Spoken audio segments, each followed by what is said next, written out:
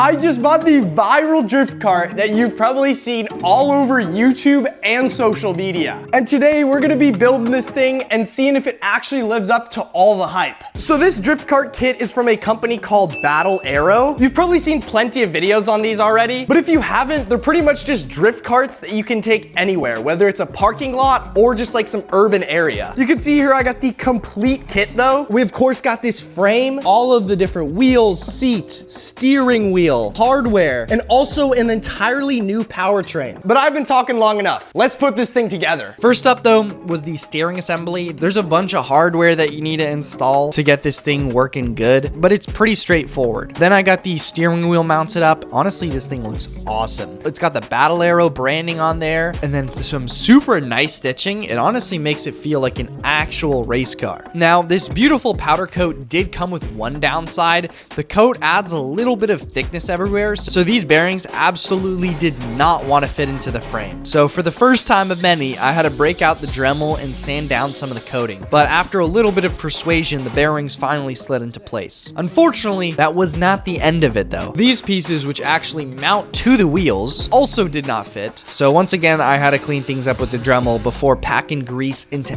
everything. Next up were these steering rods. These are what connect the steering wheel to the front wheels, and they're also what give this cart an absolutely ridiculous steering angle. Seriously, this thing can almost turn 90 degrees, and these are exactly why this drift cart can actually drift so well. And finally, my favorite part of the entire cart, the wheels. I don't know why, but these silver wheels with these black race tires just look so good. Next up was the rear axle. This is the backbone of the entire drivetrain, so there's a lot of little spacers, collars, and pieces that just need to go all in the correct order. Another thing that took way longer than expected were these little keys. These basically lock the hub and the sprocket onto the axle, and they keep everything from spinning independently. The only problem was they were slightly too long out of the box, so we had to mark them down, take them outside, and then grind them down with an angle grinder. But once those were fitted, I could start loading up the axle. So on one side we got the brake rotor, and then the other side we got the sprocket. These come with even more collars, spacers, and wheel hubs. But after all that, I could throw on the rear wheels. If you look closely, you can already see the drift sleeves come installed on these tires. These plastic sleeves are what let the drift cart slide around effortlessly, but of course none of that matters if you can't stop. So next up was the brake pedal assembly. There are a lot of random bolts, nuts, and spacers involved here, which is a pain, but I do like how adjustable it makes everything. There are a couple mounting positions. I went with pretty much the max because I am quite tall, but no matter how tall you are, you can find a position that works for you. And at this point, we couldn't help ourselves any longer. We had to throw the seat on and see what the cart actually looked like. Now, the seat itself looks okay. It's basically just some hard plastic. Maybe we'll have to get this thing stitched and look nice later. But right now, we can finally see this whole thing really coming together. So basically, we got the entire rolling chassis pretty much fully assembled. So I think I could just pull this thing off the stand and I can sit in it for the first time.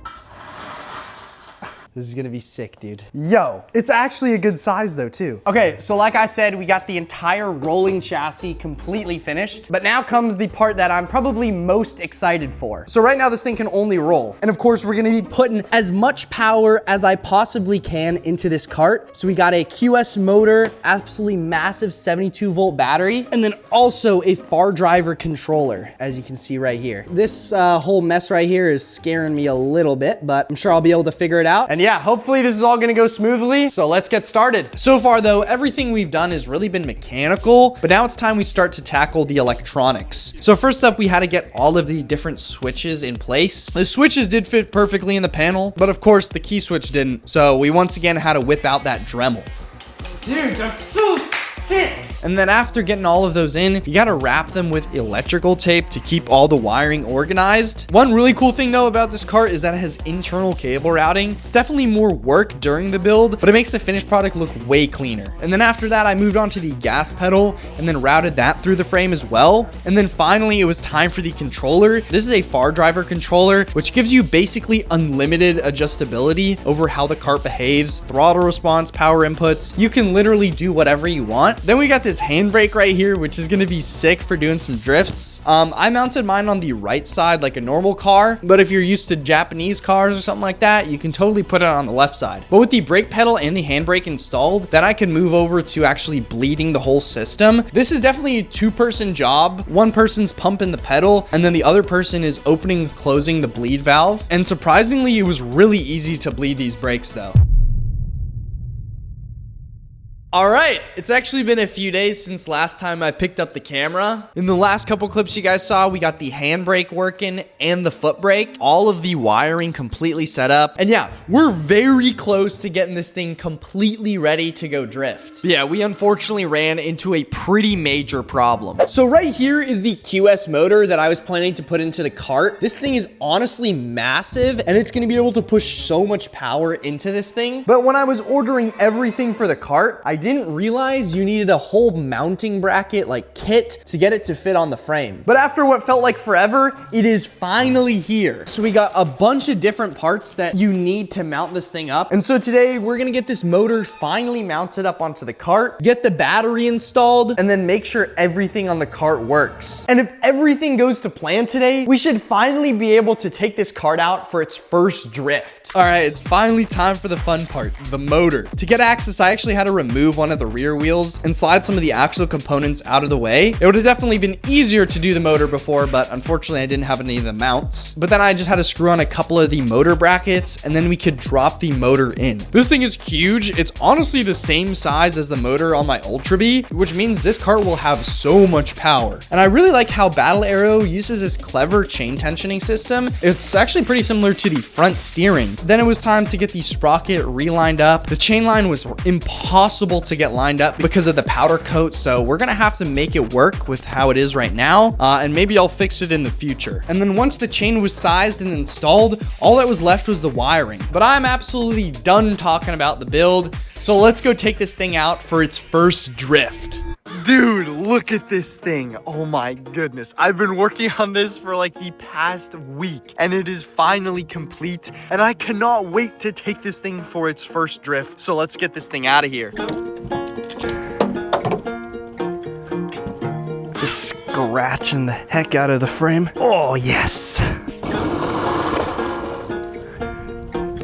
Dude, look at this thing. Let's freaking go. It genuinely looks so good with the sun out today. We got the blue powder coat straight from the factory. Handbrake and foot brake setup. A 72-volt battery with a massive motor. I've seen these things all over like YouTube and stuff, and they look so fun to ride. So I'm absolutely hyped to finally get my hands on one of these. I have barely ridden this thing. I mean, I just rode it up and down the street right here just to get to this spot, but haven't done any real drifting yet, so I'm very excited to try this thing out. But all we gotta do is turn the key on. We got 3 different power modes. I'm gonna be starting in mode 1, and we'll go from there. Okay, I'm gonna just start by kind of giving it a little bit of throttle, and we'll feel this thing out. Oh yeah, and try maybe a little 180. Oh yo! Oh my goodness, these tires are just gonna want to light up. Let's try another 180. Grab the handbrake. Oh, yeah, that was actually sick. But I could tell these things are gonna be so loose. Oh my goodness, dude. No freaking way. Holy steering angle, bruh. What the heck? Oh my goodness. You're kidding. This is so fun, dude. This is so fun. We're gonna try a big 180 right here, okay? Let's see. Oh! Yo. Around the turn, I do want to bump it into the higher power modes, but I want to make sure everything is working properly first. We got the handbrake locks up, foot brake locks up, okay? And throttle is feeling dialed. I have it set up in like the eco kind of curve, so it's not like as twitchy right off the line, but it's still crazy snappy. I think we gotta go like angled off this curb so I don't scrape. Oh yeah. Oh yeah. Okay, bump it up to mode 2. I'm gonna try to drift around this turn right here. Oh, nah! Mode 2 is crazy power. Yo! Drift into here.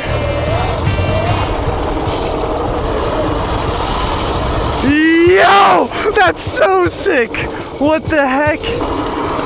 Oh, we gotta slow down is a little bit of an issue though. They do have a front brake kit, but I don't have that right now. So it's a little bit sketchy, but still insanely fun. One hand. I don't even need to use the handbrake. Oh. Ah! That's full brake. This is like 1/3 throttle, dude. I could push it so much harder. Oh, no way. They're begging me to drift this. They're begging me to drift it.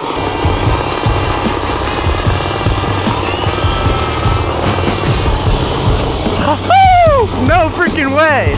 Through the gap. Oh, around the other way. A little bit of a control there. Oh. I feel like I gotta try a 360. Oh my goodness, wait. I think right here, line up, 360 like that. Let's try it. I'm gonna start with the slower power, and then if I need it, I'm gonna go back up to mode 2. But mode 1 is already really fast. I think mode 2 is like 8 kilowatts, which is like a Sauron. This mode, I think it's like 5 kilowatts, and I don't even know what max mode is. Like, I think it's like 15 or something like that. So something crazy. Let's see. Oh! What? No! I swear first try, bro. Okay, we gotta run that back to make sure I actually got this on locks. I'm also scared my phone and my keys are gonna fall out, but it's okay. 360, baby. Oh! And now, of course, I don't land it. Let's give it another go. No! Yo! Into here. Oh, a little bit more technical right here. Oh! Let's try it. Oh, dude, I don't know if I trust myself going around these.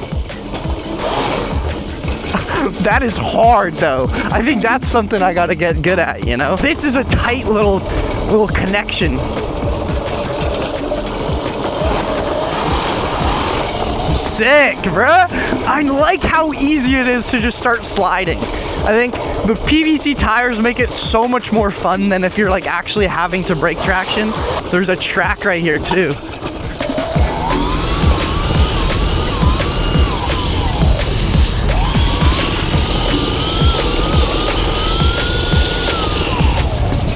Sick, bruh. The track actually grips up really well. And link into here. Into there.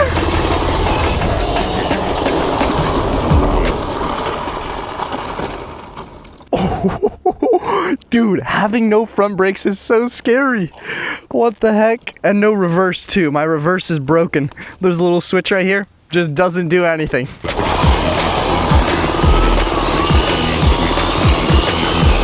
Bro, I don't even need to use the brake.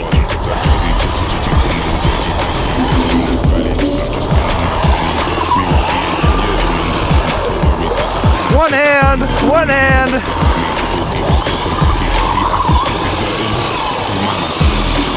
Yeah. 360. The steering angle is crazy on this though. Like, look at that. I can still turn more. Like 90 degrees, bruh.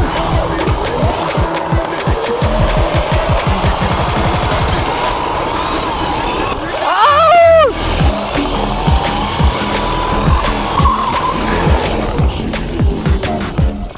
What's up? How's it going? Dude, I like how much power it has, though. The amount of power is literally perfect. I can drift if I want, but I guarantee you if we take off these sleeves, this thing will hit like 60 or 70 miles an hour, bro. We're gonna have to do some off-road drifting here.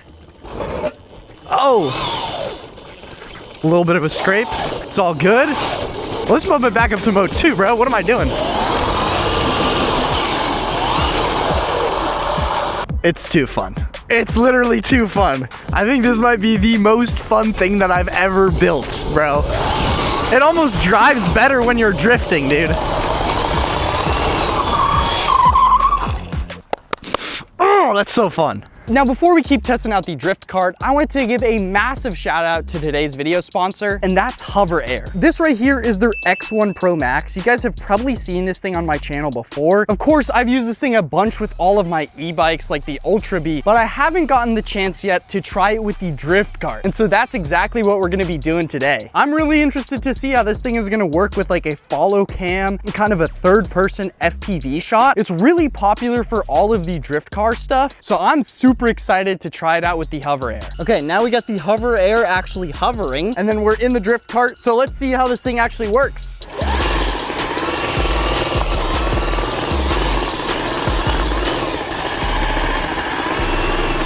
I am very impressed by how well the AI tracking does.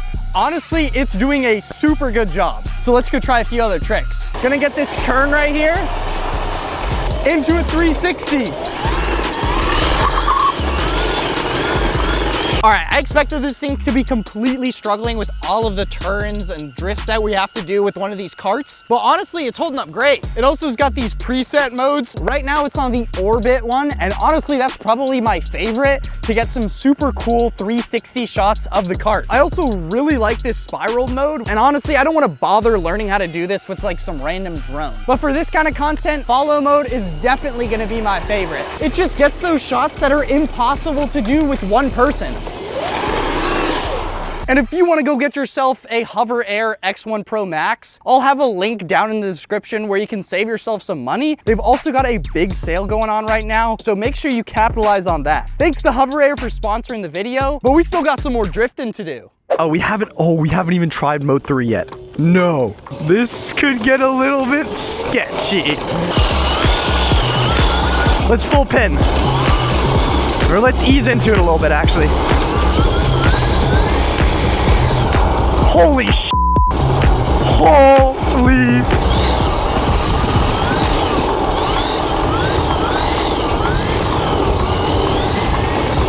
Bruh! What the heck? That is way too much power. Oh! Look who it is. Do you want to give it a go? Yeah. Okay. Ugh. Do you want the helmet? How do I do this? Oh, okay. This is, oh my God. In the lower mode.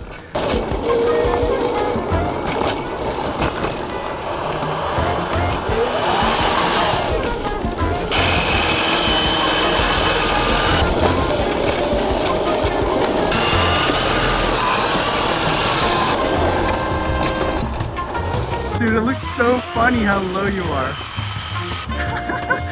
That's so funny. Imagine me. Should I go around the track? I'm gonna go slow though.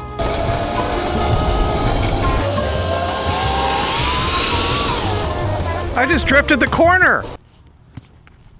Wow.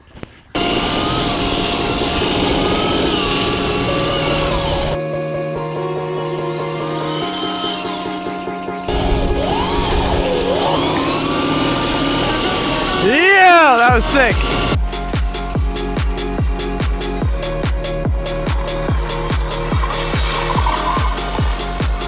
It is so fun and genuinely really easy to get good at too. But yeah, if you guys like the drift cart and everything, there is so many more things we can do to this thing. They have a front brake setup. I want to get a chain guide because I don't want this thing to impale me every time I go ride. Some new drift sleeves. Maybe we even take them off and see how fast the cart really goes. But yeah, there's a lot of different things that we could do to this cart, and we could even make it more powerful. Ooh, there you go. You can see how the tire or the pipe, I don't even know what it's called. Pipe is like coming half off. It's pretty easy to get these things back on. You just got to use a hammer. Let me know what I should do to the cart. And if you guys actually enjoyed the cart video, if you want to see more of them, let me know.